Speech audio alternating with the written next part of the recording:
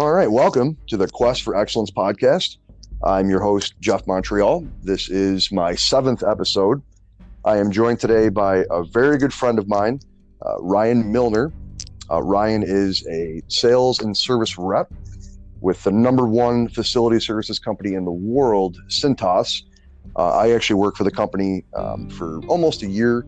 Had a good experience, but we'll talk about what happened. But that's not where we met, but that's the kind of last time that we linked up and had a connection. We've stayed in touch, but it hasn't been, on a daily, weekly basis. So Ryan, super excited to have you here. Thank you for being on the show.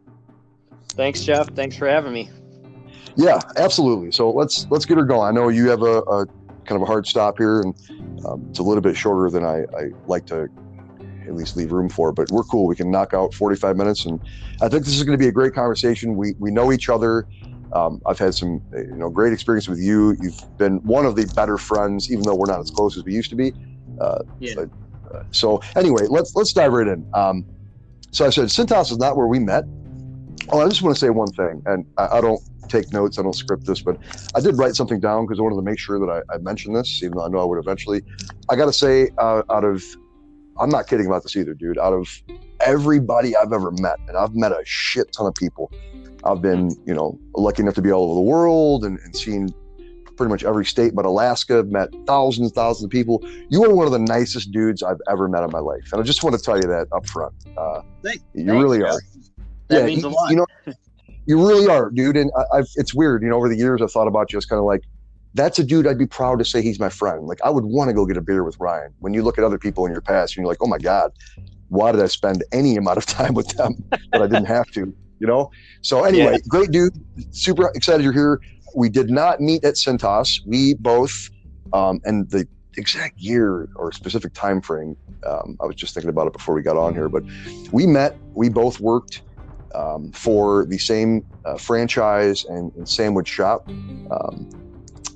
And I guess before we even get into that, because I know you a bit and I know a little bit about you, but why don't you take the next couple of minutes for really myself and the audience, just talk about where you came from, when you were a little turd, where were you born, early family life, brothers and sisters, because I don't think I know too much about that, and I'm curious. So, okay. Well, I was born and raised right here in Michigan. Grew up in... my first house was Madison Heights. I was real young there, probably lived there until I was about, I want to say 5, I think 4 or 5. Gotcha. Then we moved out to Sterling Heights. I have 2 younger brothers.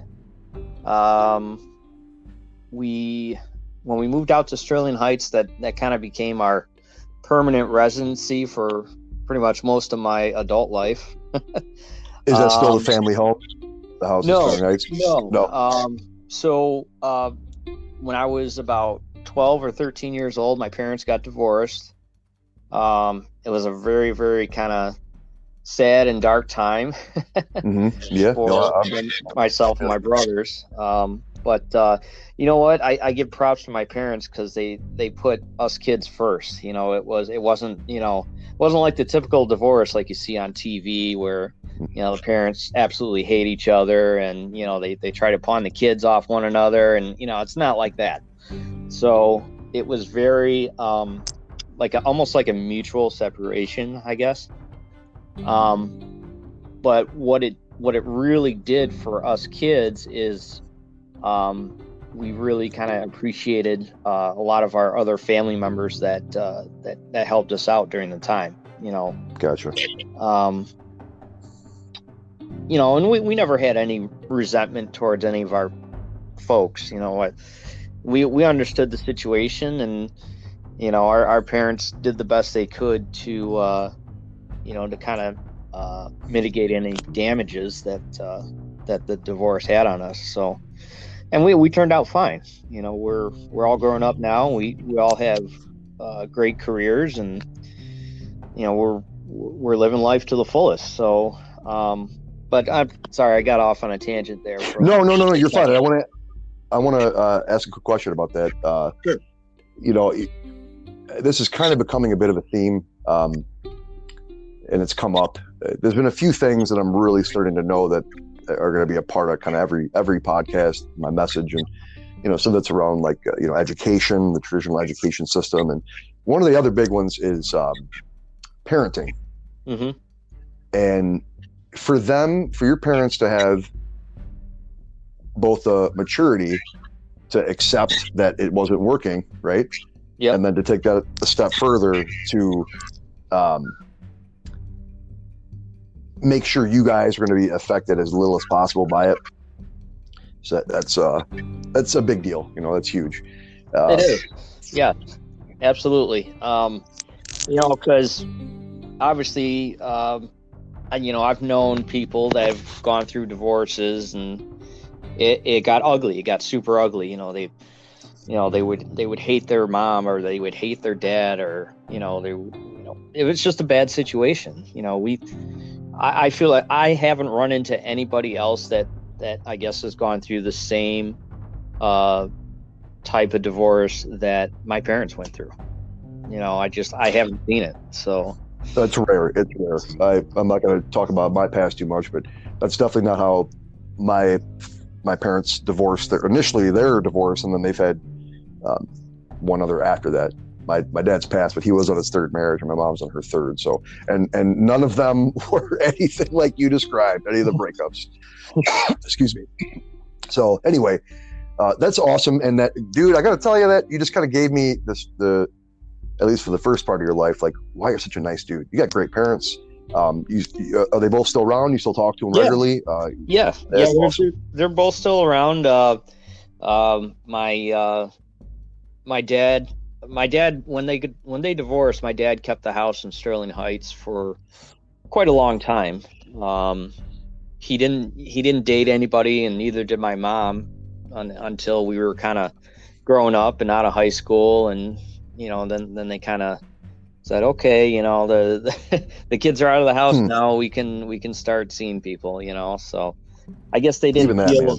Yeah, well, I guess they didn't feel. They felt like they didn't want other people around. They just wanted to devote their time to us and spend as much time as they could with us.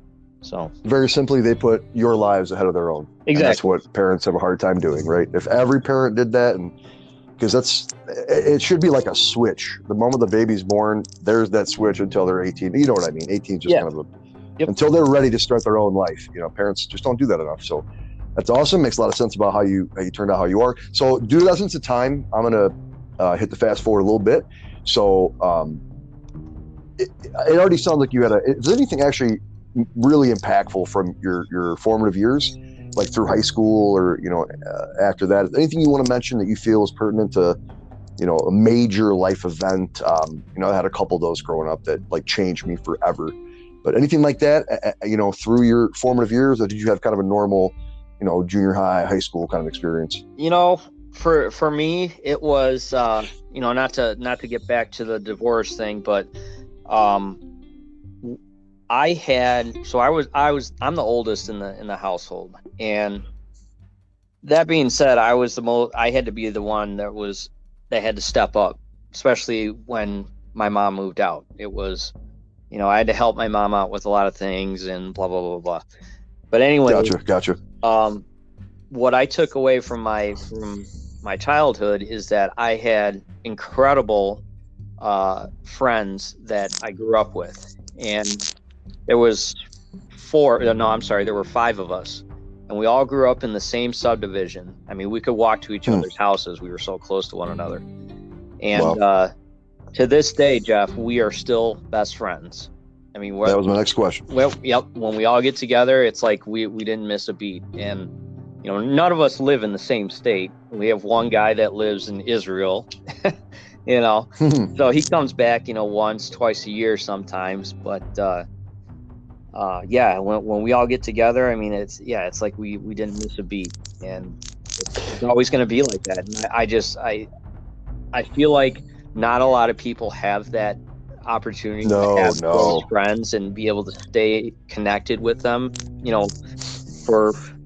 We've known each other since kindergarten, so it's like Oh, wow. Yeah, it's crazy, Jeff. It really is. When I tell this story to people, they're like, "Really? You still talk to people that you went to kindergarten with?" I'm like, "Oh yeah, sure. It's no big deal for me." Hmm. Yeah, that's interesting, man. I was thinking a whole bunch of stuff about that, about your character, and you kind of made me realize something too a little bit. You've heard the statement, or you just described it. How you say there are people that you could not see him for 20 years, and then you see him, it's like nothing ever changed, right? Yep. I think that's more about the individual than the relationship itself, because you're such a great dude. I would gamble that all your other buddies are probably pretty awesome dudes too, and are really good people, right? Yeah. Yeah.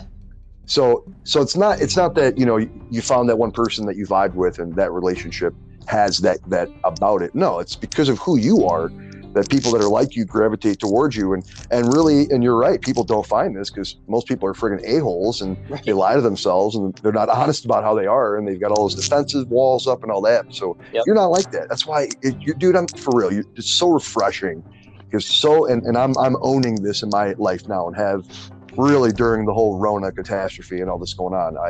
There's no more room for excuses anymore in life, right? Exactly. And you're the kind of person that's never really had to do that. You've lived your life. You've been a good person. You've been a good friend, and I'm proud to know you. So anyway, let's keep going. Yeah, good. Let's fast forward a bit. Where we met, I worked for one particular sub shop, and you worked for another. I remember the first time I actually saw you, I went across the street to get a pita, a little kind of a hint there.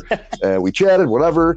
That led into, and some of the details escape me now, but I think you got approached either by me initially or by our boss, and you kind of got convinced to come on over. And I remember that in the very beginning, I think it was, you were still working full time because you're an upstanding dude and you wouldn't just quit. Yep. But you were still working both jobs. I think it was every Thursday, either after your day shift over there or whatever, I would train you one night a week. Yes. Like hyper speed mode. Yep. I think it was only maybe like 6-7 weeks. Yeah. It was real quick. Yeah, I remember. It wasn't quite. Oh, dude, it was wild. It was such a great experience for me, and I'll tell you why. And I know you're not going to take this any kind of way, but this is one of those.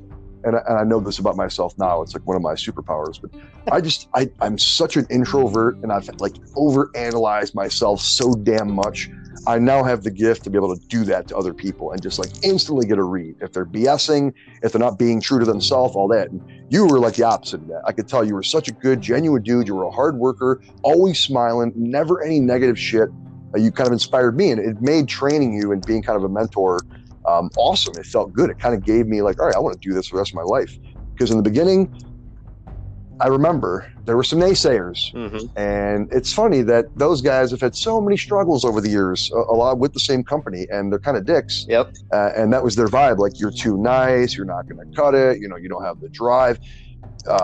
Didn't happen at all. You ended up, even after I left, you became one of the major players in that growing company. Yep. Kind of during the transition from, a handful of stores to a multi-state operation while I was still around, and it's where I moved and we grew. But after I left, you became one of the major players in that market. You were a GM of the busiest store, and you got burnt out. I think that's a pretty safe assessment, right? 100%, Jeff. I mean, no. One more thing about. Yeah, go ahead. One more thing to add on that. I don't mean to cut you off, but this is kind of, and I don't want to go into this really at all. Yeah. But we also left due to some issues with the company and how it was being run. Yeah. It wasn't just working 50 hours a week doing the corporate grind. It wasn't just that. You can find happiness if you're, with the right team or the right owner, if that's what you want to do and do that kind of job. But when the environment sucks and you're busting your ass every day. Yep.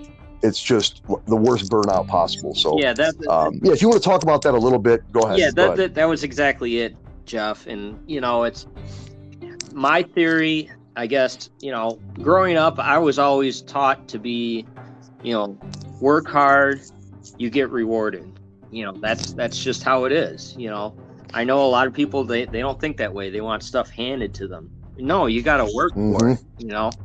So, I always had that kind of mindset, going through my 20s and into my 30s. work as hard as I can, make as much money as possible. And, that's all you can do. Well, now it's like, I've been through that. I've been through working 60 hours a week and not getting the support that I need, or not seeing the rewards that, you're expected to see when you're putting those kind of hours in. And let me add one thing to that. That reward might not be money. That might be a heartfelt pat on the back and appreciation. Absolutely. Right? Yes. It's not always about... Carry on. Sorry. Again, money's not everything. And, that's the other thing that I've learned is, I don't have to make $100,000 a year to be happy, Right. What I found out, and this is kind of as I've transitioned into Centos, is your work-life balance. And I've found that work-life balance, and it's amazing. It really is. I can tell, just reconnecting. And really, every time I've talked to you, especially while you've been with Centos, it really seemed like a fulfilling job. So you perfect segue. I wanted to go real quick. I don't remember. I don't know if I ever knew, but how did you initially find Centos and get involved? So I was working at the Busy store. Oh, that's right. That's right. Yeah, and I remember. Okay. So I don't need to go into detail on that. No. I'll cap that by saying I had the same experience. My Centos rep, we talked, got me inspired, ended up working there. Pretty much the same thing, right? Yep. Cool. And I knew you were there, so that helped it, and I got some inside stuff. And I gotta say too, that job was a great experience, and we're going to talk about that right now on your end of what you're doing. And but I appreciate all your help with that and being kind of a sidekick in a different state doing the same job. That helped in the beginning, and I was doing great.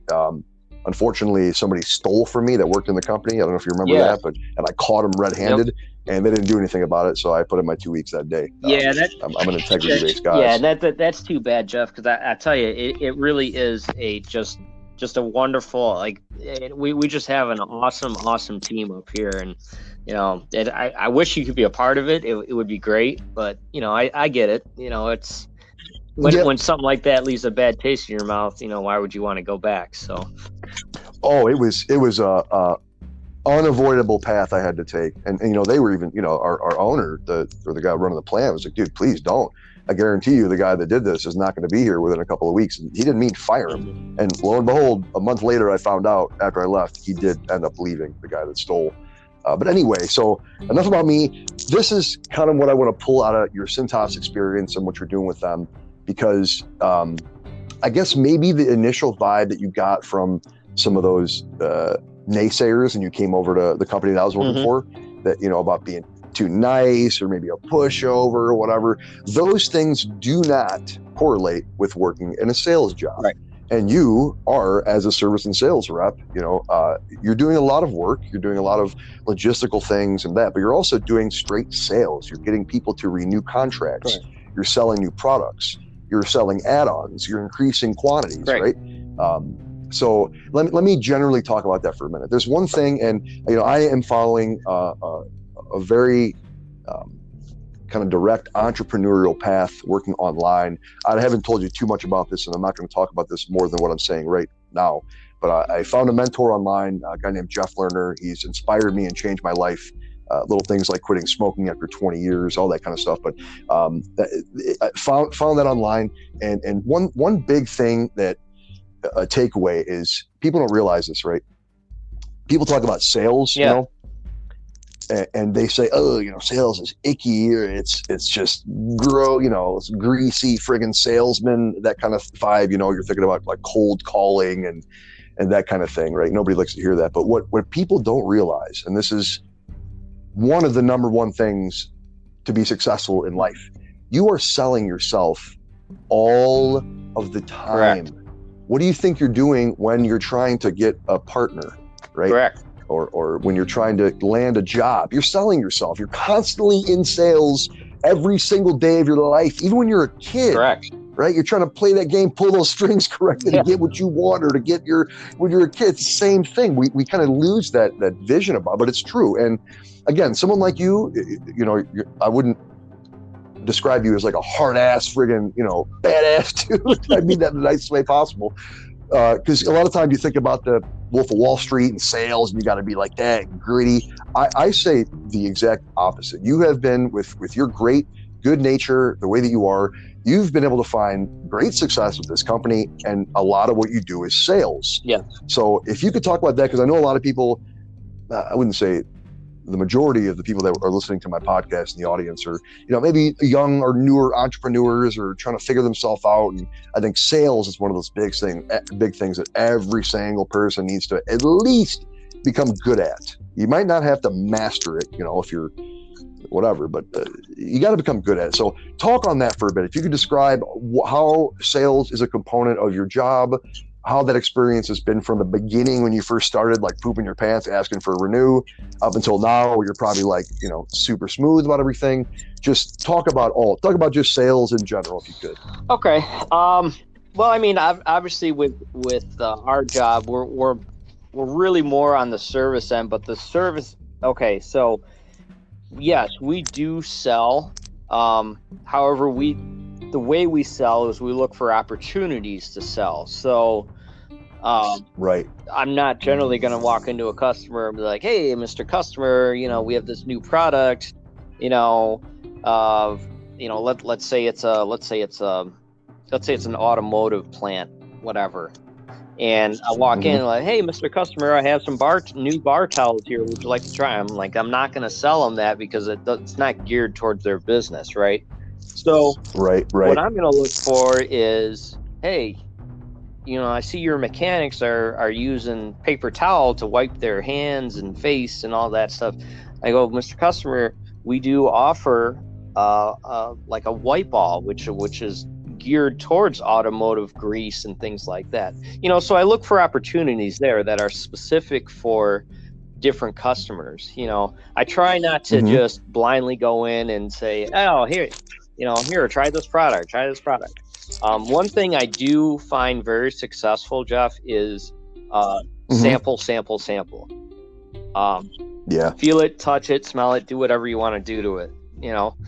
I could hand out 1 million brochures to people and tell them how great this product is, and it's made with double thick rubber and blah blah blah blah blah. But it really doesn't do anything for them unless they actually see the product and feel it. Right. Yeah, that's that visceral feeling something, or it adds so much more importance to the thing if it's right there in front of you. I agree completely. Yep. So carry on. And then just to with getting customers to renew service with you is a huge deal, right? But the way you do that is you develop a relationship with them. You kind of gain their trust. You take credit for things that, let's say, it could be the simplest things in the world, but by you taking credit for it, they understand that they can trust you with whatever needs whatever they need, or if I'm selling them something, they're going to trust me, that I have the confidence that this product will work, if that makes sense. So, dude, completely. And this was going to be my next question, and it's if you're trying to do what you're doing, or you're trying to do digital marketing or anything online or anything like that you have to build, and not just a relationship, right? You could be a shyster and get somebody to talk to you and open up. I'm talking a genuine relationship, and then sales don't really become like you described in the beginning. Walking in, "Hey, Mr. Customer." It's more of a they're going to trust you. It's you get them to know you, to like you, and then to trust you, and you could do some good business, right? I think that is like the core of what like a Centos rep does. Because look, here's an example. Let's say you never spoke to your customers ever, right? Like you walked in, your mouth was sewn shut, and you still did your job though. You still cycled out their uniforms and replaced their cleaning equipment and all that kind of stuff, and did what you did.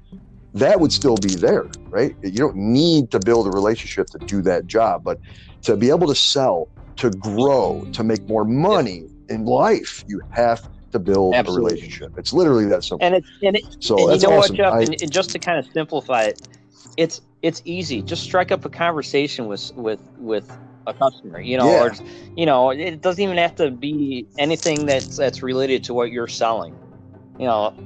One of the topics we always kind of kid about with people is the weather. It's like you always, that somehow in some form or another, you get on this topic of the weather. And, just by that 2-minute conversation with them, you've already made a connection, Yep. and then it just develops from there. So. Yeah, I can remember because I had some of those experiences too, with getting to know people and then being able to sell, and it wasn't just for the sale; it's something they really needed. It's a good feeling too. You can sell anything over the phone and never see a customer, but when you're actually helping them, whatever, help them run their facility better, save them a couple bucks with this new product or whatever, it's good. It feels good. So it's a win-win for everybody, right? Building relationships and owning the fact that you're selling every day of your freaking life, regardless of what you're doing. It's super important. Well, all right, look, I got a few more questions for you, and I'm really trying to be sensitive with time. We've got, about 15, 20 minutes or so. For the reason I'm doing this podcast, all right, and this isn't the only reason, but there seems to be, and I've done this probably a dozen different times in my life, where you might have the right intention, right? You might know where you want to be and what you want to do, and you start getting up off the couch, and then boom, something happens, and you're right back where you started. And it has nothing to do with the intention, right? That's not the problem. It's just sometimes, and just that's partly due to the way our subconscious works, and it's hard for us to fully examine ourselves. Sometimes we need somebody else to tell us, that kind of thing. But the whole point of this is to get people individually whatever they need, whatever person they need to hear from, whatever nugget they need dropped on them. It might be one thing from one specific person at one point in time, but whatever they need to hear that can get them to be able to walk through the door, right, and be successful. Because a million times a day, people at least think about or start to make the attempt. The failure rate on people who are actually successful and feel fulfilled is huge. Like, it's not a problem about trying to get started or wanting to do something, but how do you make it so you're going to future-proof what you're doing and know that you're going to win? And really, a lot of it's mindset. You are a great example of that by being a positive person, taking care of the people around you, having good friends, treating your friends well, all that kind of stuff, building relationships. That's how you become happy. It's not by making $1 billion. Absolutely. I know billionaires out there were miserable, right? So if you could talk for a minute, I'm kind of leaving this open because I like it to come from wherever you think it should come from. But how have you done, what's your secret sauce? How are you able to, and let me say one thing about Centos. I know due to guys literally showing me their pay stubs when I was there, the idea of making six figures, especially if you get past the service and sales rep, 6 figures of Centos is totally possible. Yeah. You can make a ton of money. Like it's so anyway, it's not like you're not doing well. You're making good money. You're happy. So what if somebody were to say, dude, how do I maintain this for as long as you have? What's the secret? How do you maintain like you have? Well, I mean, obviously there are, for me, there's a lot of different variables, but it really comes down to like you said, Jeff, positivity. You got to have that positivity in your life. You can't let the negative stuff overtake the positive. You just can't. The way I've done it is, one, by having a great friends. Obviously, those friends I was telling you about, I was very fortunate to have that. Now, a lot of people maybe not so much, but I've also been very goal oriented. So whether you write them down on a piece of paper or you kind of you think about it and kind of put it in the vault in your head, like, okay, in 2 years this is kind of where I want to be, or in 6 months this is what I want to achieve. And it doesn't have to be astronomical stuff. We're not talking like, I want to live in Beverly Hills or something like that. It could be small stuff like, hey, I want to pay off this credit card, or, I want to own my own car, whatever. I want to lease a brand new car because I've never had a new car before. It's it's basic stuff like that. And when you get to those little goals, you feel so relieved that you've gotten there, and you look back and you're like, okay, I can do this. All right, what's the next goal I can set? You know? Yeah. So that's kind of my secret sauce, I guess you could say. You know, just being goal oriented, and like I said, small steps. It doesn't have to be ginormous leaps. You know, it's but those small steps add up, and then over time, you've built up. You know, you've built up a complete and happy life. It's just, you know, that's kind of where I'm at right now. So. Awesome. A few things about that. You're a genius. You're speaking like guru words and shit over here. So two main takeaways from that. You talk about friends, having a community. Yeah. Right? Having a community of good-natured, like-minded people is friggin' key. And like you said, some people don't have that when they grow up. You can do that right now. Go find a group of people online that you vibe with, that share your same interests, and start to meet the good people in that group, and boom, done. There. So community you can find. You're the average of the 5 people you spend the most time with, right? So make sure those other 5 people are not, you know, idiots. And then the second part, you talk about goals, and the way you described it, you didn't say this word, but sounds like you've used visualization and pre-setting up your own future in your mind, and you've done that for a while. You know, you do that. You hit that benchmark, which I like to call them goals. It can be like kind of an end, but benchmark is just checked off and keep going. So you hit your benchmark, you keep going. And this is the major takeaway, which this is something that both my mentor, Jeff, and a lot of the, you know, big thought leaders out there talk about. 1%, man, every day. If you can improve 1% every day, that compound interest over, 6 months, a couple of years, a decade, your whole life, it can change not only you, but because you're living how you should be living and you're growing, you're going to help so many people along the way. And then if you think about it the opposite way, where you're taking away those percentage points and going backwards, you're going to have the exact same positive effect, but negatively on people that you encounter. It's going to make the world a crappier place, right? So absolutely, little baby step wins every day. I got to be straight with you. I don't know if you know who Grant Cardone is. No. Does that name ring a bell? Doesn't matter. Real quick, he's very well known for being in real estate and a real estate educator, and he's real flashy dude, good guy, all that. But his whole thing is this 10x, do everything 10 times more than you were going to do, go hard as possible, nonstop, blah, blah, blah. I just don't really vibe with that.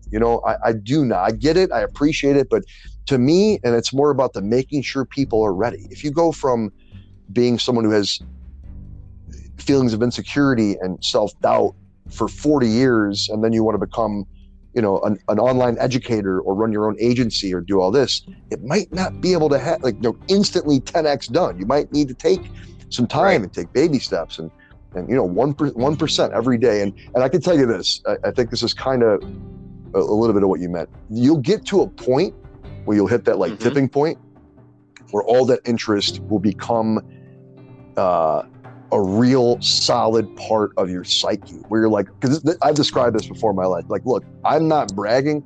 I just look back and know that I cannot deny that I've had these successes.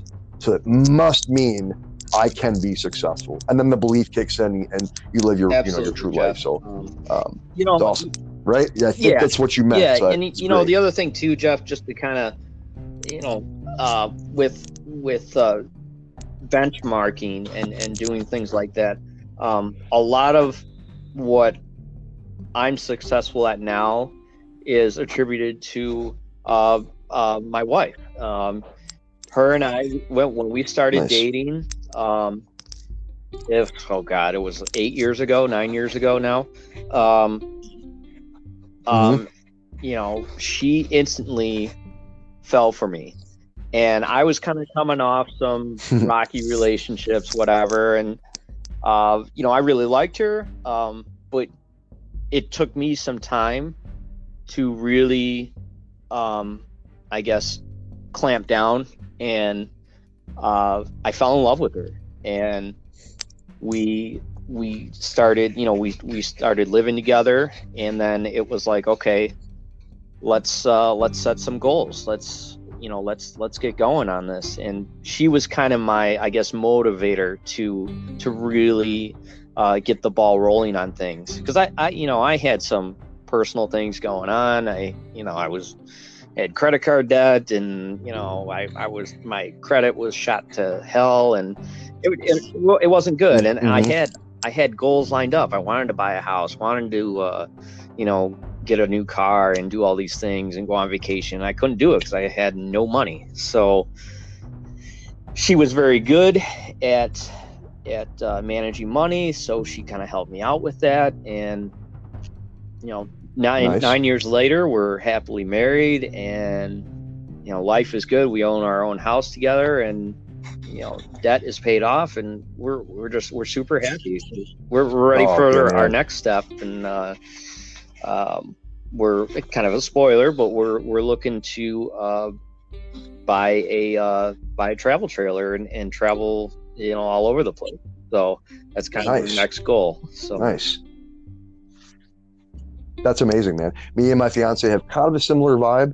I won't go into it now, but I definitely appreciate that as a goal, and that's great. So, dude, the fact that you say you're debt free now and you're now able to do all the things that you were talking about, you guys wanted to do, or whatever that point was when you made that decision, you're there, and you're going to keep going. It's incredible. And for anybody listening, if you cannot figure out from this man right here that telling yourself that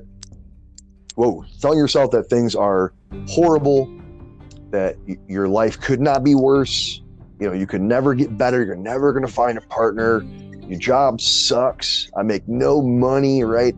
If you do that, and if you tell yourself that that's how you're going to be the rest of your life, you need to literally wake up the next day, and the first moment you're conscious, say, nope. I posted about this earlier, and I'm not going to go through the whole thing, but you got to embrace gratitude and be grateful for what you have in your life. That will kind of completely diminish all that wanting and desire and negativity. And there's one misconception. I've talked about this in another podcast. I'm not going to go too deep into it, but it's ego when you do that. Most people think it's, I'm the best, I'm number one. It's ego. It's also, I'm the worst, no one understands me. It's the same thing, just a different side of a coin. So screw all of that. Eliminate your ego. Think about what you want to do, and like you said, start taking baby steps every day, and believe you are already the person that you want to be. And don't let naysayers and your family or influences or any of your past even, you can decide right now to completely change your life, and it just takes a thought. Just turn the switch and you're good. And I'll be honest, man, I got to tell you, I'm living proof of that, especially during this whole experience. And like, dude, I run a podcast. If I would have told myself a year ago, I'd be like, what the hell are you talking? I'm not going to run a podcast. Out of your friggin' mind, dude. And no, I have a clear vision for what I'm doing. I know it's going to happen. I've got this childlike, ridiculous confidence that will not go away. I can promise you in the audience that right now. So, look, we're coming up on our stop here. We got a few minutes left, and usually people that I have on, I give them an opportunity to, if people want to connect with them and learn more maybe about Centos or the sales and service rep job, or kind of the industry in general. If you'd like to provide information where people can connect with you, if you'd like to do that, you could say no, and I'm cool with that too. But that's up to you. So just if you want to, put your stuff out there, or if you'd like people to connect to you, do that. If they want to shoot me an email, I'm more than happy to answer any emails. I don't know if I awesome. Do I? And I'll get that from you and put it in the show notes. So you don't have to say it out now. So cool. You shoot your email if you have any questions or whatever, or looking to maybe work for Centos or thought about it before, and want some advice or I'd cool. love to Good be deal. able We'll get to. I like helping people out, Jeff. I think you know that by now, but anything I can do to better people's lives and get some of that positivity in their life, that I'm more than happy to do that for them. Well, I think just having this conversation, if people might be in a weird place or feeling a little negative and they needed this kind of positive boost, because you're a living example, man. You gotta will that shit into existence. You're going to be happy. Life's going to be good, and it will be so. Hey, if you want to maybe one last parting nugget, any advice for anybody out there that might be struggling, one final little tidbit for people that are either trying to start a new career or start their business or get online or whatever, ask that person out, whatever. What advice would you give people out there to kind of have Listen them get to out your of their heart. own way? Is what I can tell you is don't let other people talk you out of it. You know what's right in your heart, and follow it. I honestly, that hits home right now, borderline emotional, you saying that, because it's totally true. You cannot let your parents' influence or your partner, anybody, if you believe something and that's what you want to do, practice what we've kind of been talking about with the positivity, and you'll get there. I can guarantee anybody out there that we're not BS. This stuff is real. So, Ryan, this has been friggin' amazing. I don't know, this is going to be kind of an interesting talk because I kind of caught you off guard, but this has been friggin' incredible. And I think people are going to take some value from this and realize that, you're the captain of your own ship, man. If you want to have a happy life, then you have to think and believe that you're going to have a happy life. It's literally that simple. So dude, it's amazing. I actually would maybe want to have you on again and see how you're doing. And, we'll keep in touch and stay friends, obviously, but I might want to have you back on here. We'll dig some more into what you're doing and how to kind of create that positive vibe in your life. But anyway, I really appreciate you being here. This has been great. I appreciate the time, Jeff. Lot, and it was great talking to you. And I look forward to talking to you soon. Absolutely. All right, Jeff. We'll talk thanks soon, again. man. Appreciate it again.